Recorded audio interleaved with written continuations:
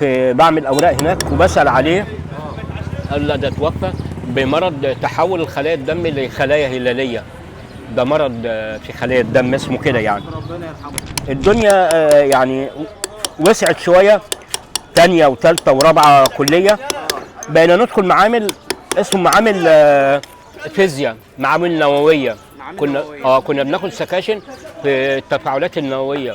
كنا بنتعرض لاجهزه، يعني الدكتور اللي هو كان مشرف علينا في رابعه اسمه دكتور ابو الحسن، كان واخد الدكتوراه من روسيا، ويشاء ان ربنا يبقى احنا هو مشرف علينا، وعشان التخرج وكده بتاعنا في السكاشن كان بيمضينا على التجارب بتاعتنا.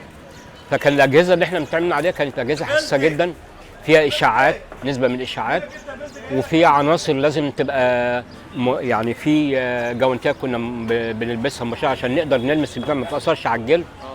وسالت على الدكتور ده بعد ما اتخرجنا بحوالي 5 سنين، قالوا كان عنده فقر في خلايا الدم بسبب شغله اللي هو التفاعلات النوويه وكده يعني. الحاجات دي طبعا خطره، التعامل معاها لازم تكون حريص.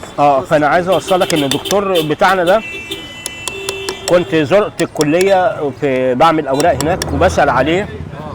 قال لا ده توفى بمرض تحول الخلايا الدم لخلايا هلاليه. ده مرض في خلايا الدم اسمه كده يعني. ربنا يرحمه.